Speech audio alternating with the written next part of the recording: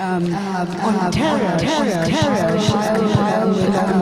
colleague, Australian colleague, book of short stories about terror.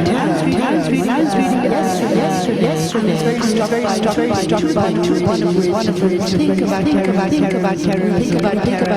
terror, don't act Australia. So it's very collaboration between Australia and Australia. Yeah, this collaboration was very fortuitous. It was absolutely accidental. I happened to be in Australia at just after the Bali bombings, and while I was talking to this. Yeah, this is the book. While I was talking to Sharon Rundle, who's my co-editor, and she's the Asia Pacific Commonwealth Short Story Award winner, she'd come to hear me at one of the engagements where I was speaking in Sydney. And she just happened to say, look what's happening to... That's why they are great stories. Girish Karnad once told me, he says, Mahabharata is always about the last war. Yeah? That's what it is. So you can think it's about this war, I can think it's about that war, but it is always about the last war that you have experienced. Fair enough, but I think that, sort of beyond the magic, which is Pushpaka and, the flying arrows and the blah blah and everybody being born in ways that are just not natural. That's one of the things that I always tell my students when we're studying the epics. Look out for the way somebody is born, because if he's born in a way not like you and me, he's going to be a hero in the epic, right? So once we get past all of that, really what the epics are about is about human relations. How do you love your brothers? What do you do when your father, who's obviously having a senior moment, I think is a polite way to put it, asks you to do something that is quite unconscionable? What do you do when your wife is humiliated in public? What do you do as a woman when nobody stands up for you? What do you do as a woman when the man you have loved forever throws you out of the house because of somebody else's gutter brain? Those are things that keep it relevant. It's not the magic, it's not the... and for somebody like myself who is devoted to the epics despite not being religious or being involved in the idea of Rama and Krishna as aspects of God, I think I'm more devoted to the epics than most religious people are. That is what it is, yeah, that it's beyond religion, it's beyond magic, it's beyond cultural values. In their essence, they're about how difficult it is to be human, and I think that's what keeps it going. Yeah. So what we've just seen is that there is tremendous relevance, contemporary relevance in mythology, and what we actually need to do to keep our contemporary relevant is to make mythologies of the contemporary, right?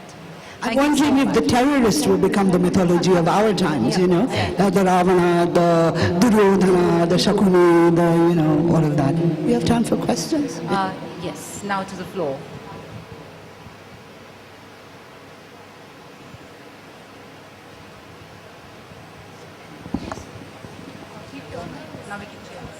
Been the challenges in working with that in this socio-cultural political context, and also what do you see changing given that the politics of the place are shifting? I just wondered, how you see, what you see changing.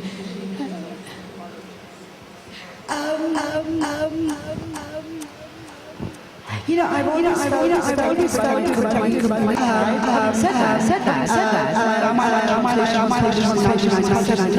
was the first penguin, just drop the book.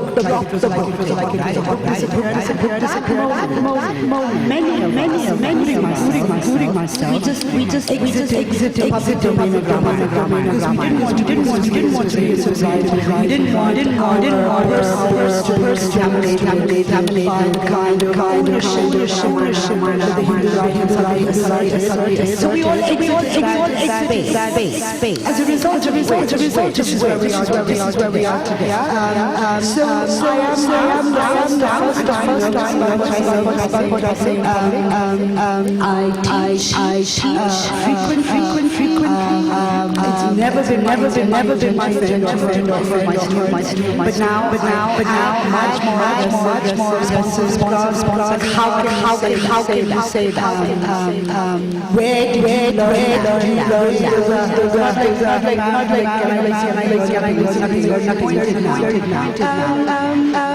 but you know, we're going to do what we're going to do. We're not going to stop. I hope not.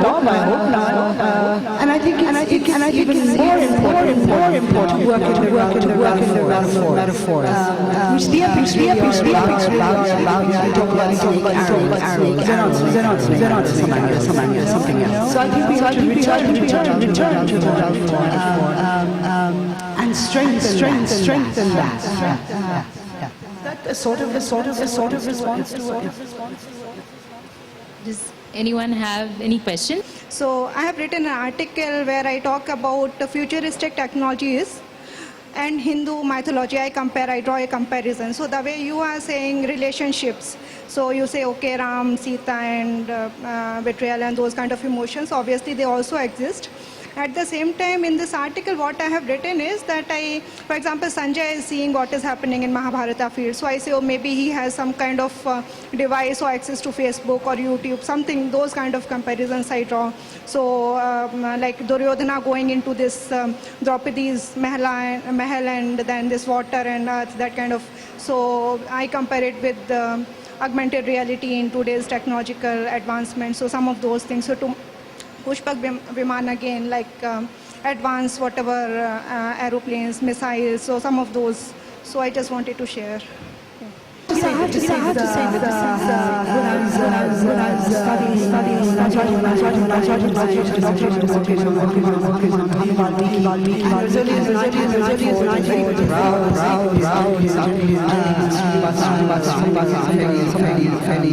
generic. This whole So I think sort of magic epics is always and we always want to also equally at the time why did we just join the guy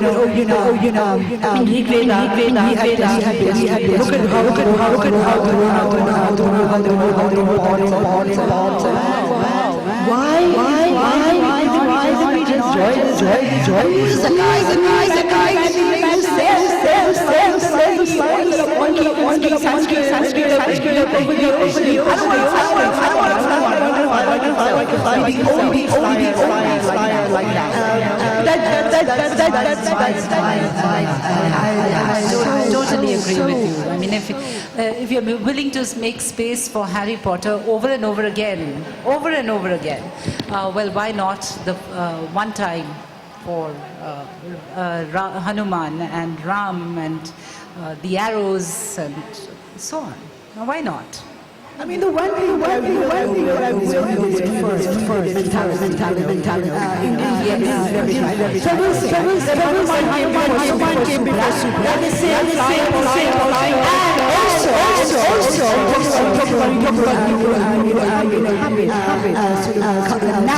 national culture. MF was the most magnificent Hanuman. He's like, no Ram, in fact.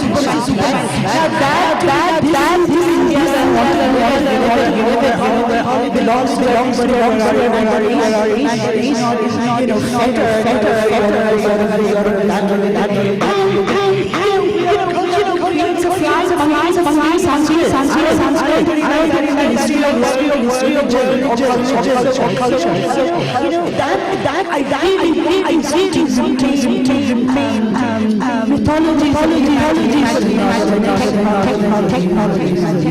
My children have flown with the Gada, and you realize that, and I'm talking of my boys when they were this size, and they're flying with the Gada, it actually actually captures that young imagination. And that's the wonder that needs to remain if we need to keep them with. And Hanuman is this is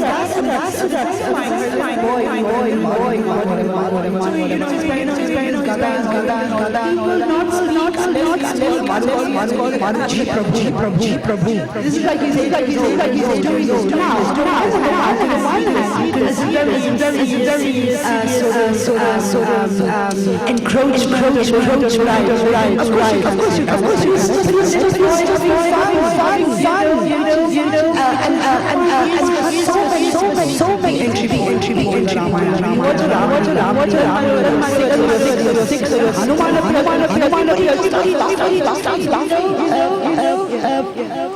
Let's do it. We're just taking one last question.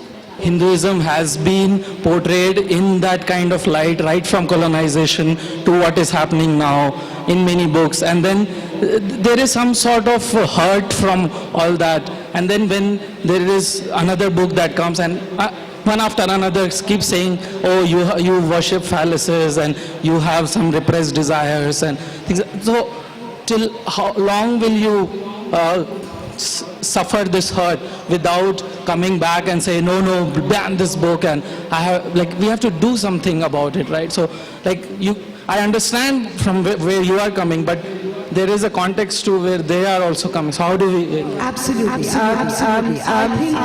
think these words are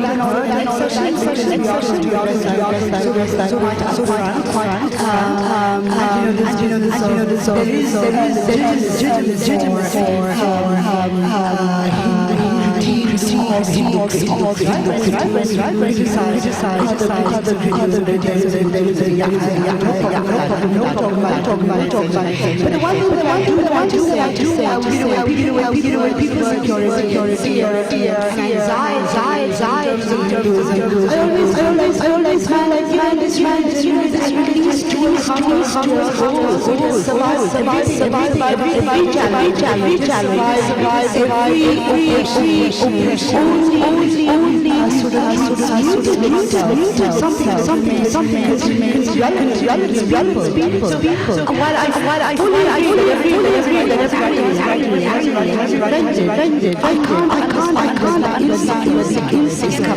Can I add something to that?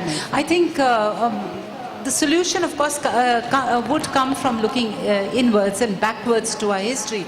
We have a very strong history of communal harmony.